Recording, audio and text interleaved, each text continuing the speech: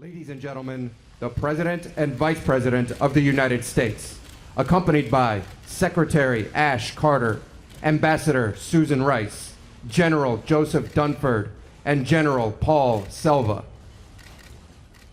Please, everybody, have a seat. Good morning. As Americans, we are blessed with the strongest military the world's ever known. Yes, our system of equipment and technology, our logistical capacity is unmatched. But what makes us the best, the reason no other nation can do what we do, is our people. Patriotic men and women across our country who step forward, raise their hand, and take an oath to defend our nation. It's our men and women in uniform and their leaders who make our armed forces the very best. Among our military leaders, the chairman of the Joint Chiefs of Staff is the principal military advisor to me and my national security team, including Vice President Biden, my national security advisor Susan Rice, and our Secretary of Defense Ash Carter. In recent years, I have been deeply grateful for the service of our chairman, General Marty Dempsey, and our vice chairman, Admiral Sandy Winnefeld. Marty and Sandy will complete their terms later this year. I'll have a chance to say nice things about them later. I can tell you that they have been outstanding, and I could not have asked for a better team. But today, I'm proud to announce my nominees to be the next chairman, General Joe Dunford, and the next vice chairman, General Paul Selva. Again, I want to thank General Dempsey and Admiral Winnefeld for being here today. Marty and Sandy, we are extraordinarily grateful for all that you've done, and we'll have an opportunity to pay tribute to you in the months ahead.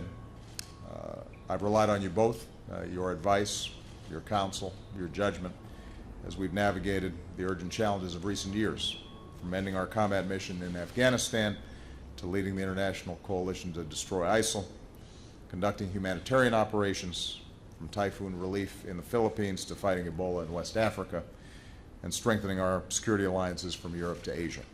At every step, you have been critical to our processes, and I have valued not only your counsel, but your friendships.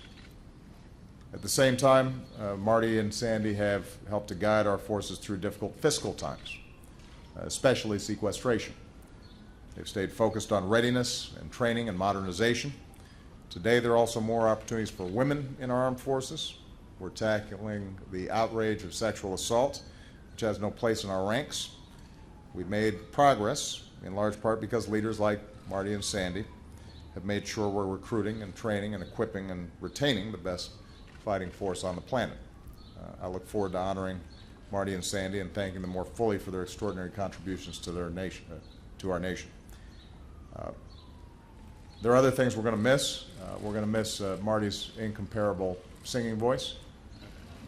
He will not be singing today, but I'm going to put my request in early for a final number at your farewell.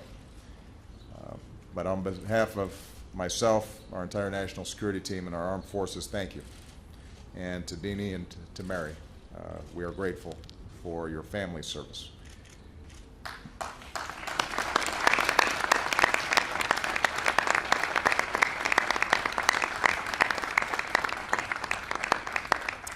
My choice for the next chairman of the Joint Chiefs, General Joe Dunford, is one of the most admired officers in our military.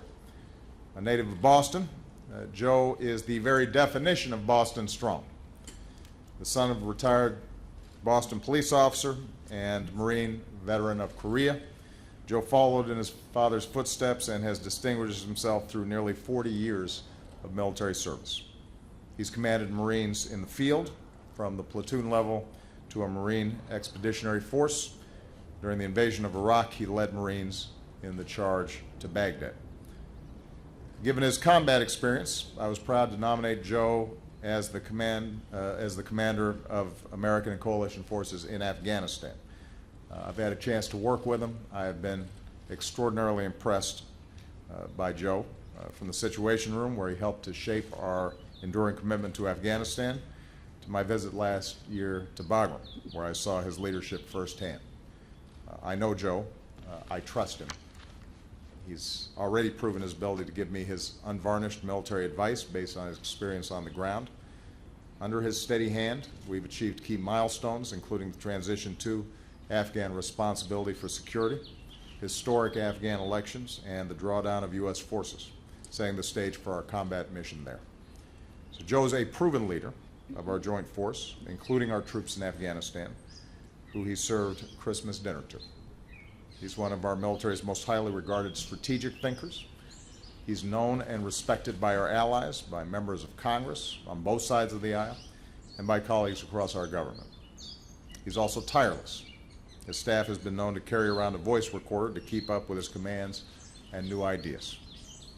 He just began his service as Commandant of his beloved Marine Corps, so Joe, I appreciate your willingness to take on this new assignment. I think the only downside in my book is, as a White Sox fan, there is yet another Red Sox fan who I'm going to have to be dealing with. And I want to thank you and your wife, Ellen, for your continued service. In General Paul Selva, we have a vice chairman with 35 years of military service, as both a pilot and a commander.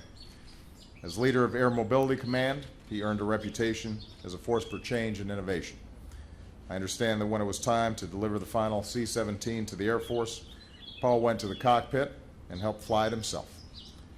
As head of Transportation Command, he's been committed to the partnerships that are a core principle of our national security strategy, whether it's supplying our joint force around the world in operations large and small, to supporting and keeping safe our diplomats and embassy personnel overseas. Paul also served as Secretary of State Clinton's military advisor for the first years of my presidency, so he grasps the strategic environment in which our forces operate. He understands that our military, as powerful as it is one tool that must be used in concert with all the elements of our national power. I should note that as a graduate of the Air Force Academy, Paul is especially grateful to the Academy because it's there that he met his wife, Ricky, who also served in the Air Force. And Paul and Ricky, thank you both for taking on this next chapter of your service together. Joe, Paul, we continue to call on our armed forces to meet a range of challenges. We have to keep training Afghan forces and remain relentless against al-Qaeda.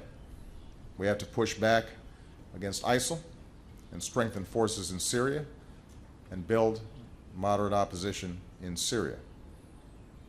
We have to stand united with our allies in Europe and keep rebalancing our posture as a Pacific power. We have to keep investing in new capabilities to meet growing threats, including cyber attacks. So as Commander-in-Chief, I'll be looking to you for your honest military advice as we meet these challenges. As we do, we're also going to keep working with Congress on a more responsible approach to defense spending, including reforms in the department, so we can preserve the readiness of our all-volunteer force, keep faith with our troops and our military families, and care for our wounded warriors. This is work we have to do together as a nation. Again, to Joe, to Paul, to your families, on behalf of the American people, thank you for your continued service to our nation. I urge our friends in the Senate, and I know I won't have a problem with Jack Reed, who's sitting right here, to confirm these remarkable leaders without delay so we can stay focused on the work that unites us all as Americans, keeping our military strong, our nation secure, our citizens safe. Thank you very much. Thanks, Mr. President.